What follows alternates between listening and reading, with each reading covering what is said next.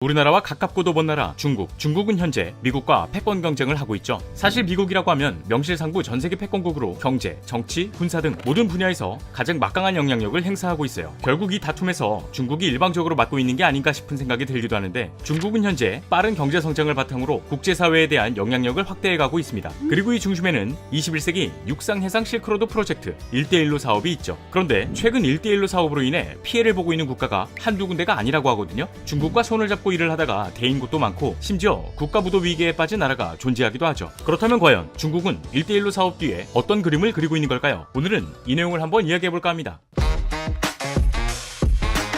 자, 오늘 저와 함께 살펴볼 지식 가이드는 21세기 식민지 중국의 1대1로입니다.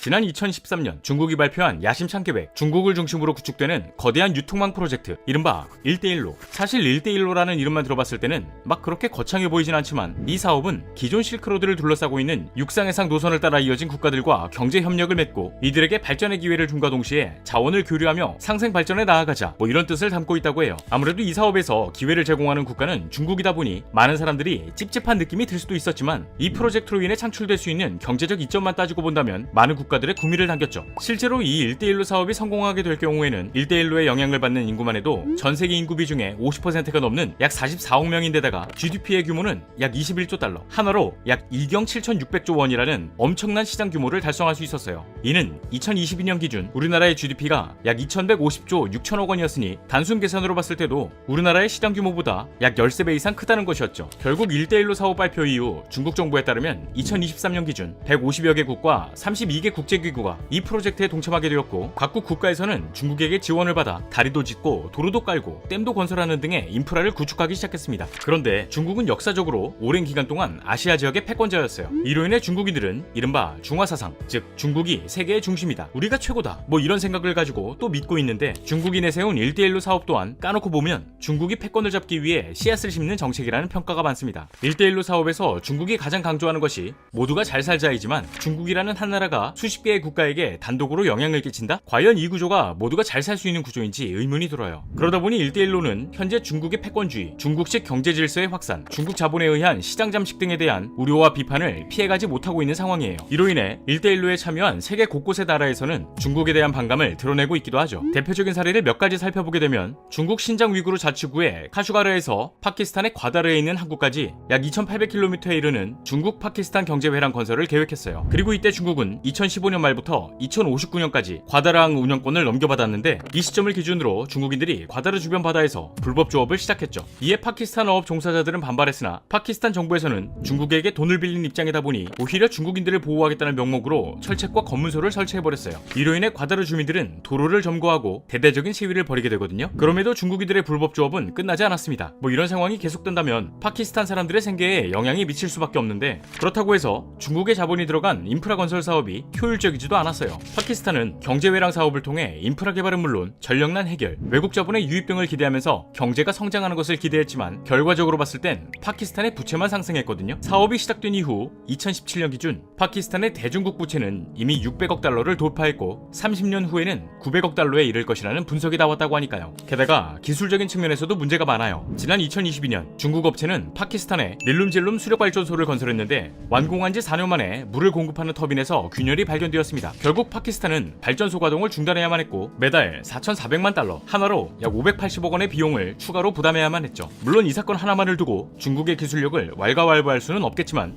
다수 존재합니다. 아프리카의 최빈국 중 하나로 거론되는 우간다에서는 중국 기업이 나일강에 건설한 수력발전소에서 500개의 결함이 발견되었고, 비슷한 시기 또 다른 지역에서 중국 기업이 건설 중인 수력발전소에선 균열을 비롯해 불량 케이블을 설치하는 등 완공 시기가 3년이나 미뤄진 사례가 존재했어요. 이런 와중에도 중국 부채를 갚는 것은 우간다의 몫이었고요. 또 저기 남미 에콰도르라는 나라에서는 중국 기업이 건설한 댐이 완공된 지 10년도 채 되지 않았지만 붕괴될 위험에 놓여있다고 하거든요. 에콰도르 건국 이후 최대 건설 프로젝트 코가코도 수력발전소. 이 프로젝트는 지난 2010년부터 2016년까지 총 27억 달러, 한화로 약 3조 3천억 원의 건설 비용이 투자되었다고 해요. 이 건설비 중 85%는 중국 개발은행에서 대출받은 상황이었고, 댐을 건설하는 것도 중국의 국영기업, 중국 수전과 중국인 노동자들이 투입되었죠. 한마디로 이 수력발전소는 메이드 인 차이나라는 있다는 건데, 여기서 문제는 수력발전소에 설치한 8개의 철제 터빈에 무려 17,000개의 균열이 발견됩니다. 이후 중국이 수리해주겠다, 걱정하지 마라 라는 뉘앙스로 수리 작업을 진행했지만 이것마저 모두 실패한 것으로 알려졌죠. 결국 에콰도르 검찰은 중국 차관을 받고 댐을 건설한 정권에 대한 수사까지 진행 중인 상황이라고 해요. 하지만 이런 상황에도 중국은 빌려준 돈을 정말 알차게 회수해갔습니다. 애초에 인프라 사업을 진행하면서 건설에 투입되는 노동자나 장비, 자재를 중국에서 공수해왔거든요. 이 말은 즉, 한 나라가 돈을 빌려서 인프라 사업을 진행하게 되면 빌려온 돈을 해당 국가에 풀면서 경제가 살아나는 구조를 이뤄야 하지만 1대1로 사업의 경우에는 중국에서 빌려준 돈을 중국이 다시 회수하는 구조가 되었다는 거예요. 이건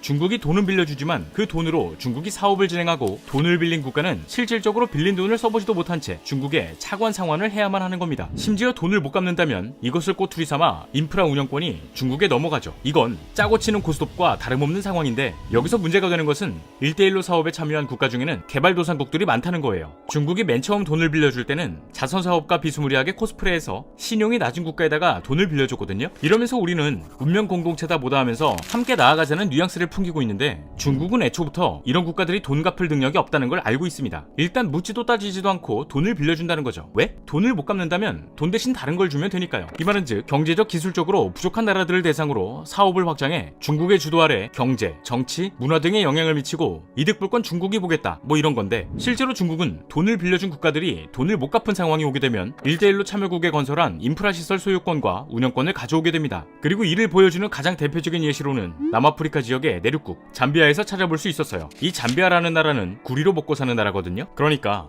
올림픽 메달 중에서 동메달에 들어가는 그 구리를 수출해서 경제활동을 하는 나라인데, 중국은 잠비아와 1대1로 사업을 진행하면서 정말 여러 가지를 담보로 잡아놨어요. 원자재나 자원 쪽을 살펴보면 당연히 구리광산 등의 운영권이 담보로 잡혀있고, 에너지 쪽으로는 전력회사나 수력발전소, 인프라 쪽으로는 공항, 항만, 고속도로, 최근에는 또 방송국을 건드리면서까지 잠식하고 있죠. 실제로 방송국을 포함한 구리광산 운영권은 이미 중국 기업으로 넘어간 경우도 있고요. 결국 잠비아는 중국에게 돈을 갚으면서 구리값이 오르기만을 바라야 하는 상황인데, 지난 2019년 12월 전 세계를 강타한 코로나19가 터지게 되죠. 이후 원자재 값이 떨어지게 되면서 잠비아의 경제는 치명타를 입게 됩니다. 2020년 11월 13일에는 디폴트를 선언하기도 했고요. 그런데 이런 와중 잠비아 수뇌부들은 부정부패에 찌들어 있었고, 대외 부채는 2021년 기준 173억 달러, 하나로 약 22조 8천억 원까지 불어나게 돼요. 여기서도 중국에게 빌린 돈은 66억 달러, 대외 부채 비중 40%에 달하는 수준이었죠. 그래도 2021년 8월 친중 체제에서 벗어난 새로운 정권이 들어오게 되면서 IMF에 구제금융 신청도 하고, IMF의 요구에 따라 무리하게 확장하던 인프라 사업도 줄이고, 때마침 구리값도 상승함에 급한 불은 껐지만 아직 중국과 엮여있는 문제와 부정부패한 정부, 그리고 구리에 의존하고 있는 경제는 잠비아가 또 언제 어디서 어떻게 위기에 빠질지 모르는 상황이죠. 또 이 시선을 아시아 지역으로 돌려보게 되면 라오스에 GDP 3분의 1 규모가 투입된 고속철, 스리랑카의 대규모 항만, 철도, 도로 등이 중국으로 넘어가면서 세계 각국에선 중국 부채에 덫에 걸려 디폴트를 선언하는 데 영향을 미치고 있어요. 하지만 이 모든 것은 중국의 생각대로 순탄하게 돌아가고 있지만은 않았죠. 아무리 중국이라고 해도 상상을 초월하는 돈을 투자해놨는데, 만약 돈 빌려준 나라들이 다 같이 나 못 갚아, 배째 이런 식으로 나온다면 인프라를 꿀꺽한다고 해도 골치 아파지는 거예요.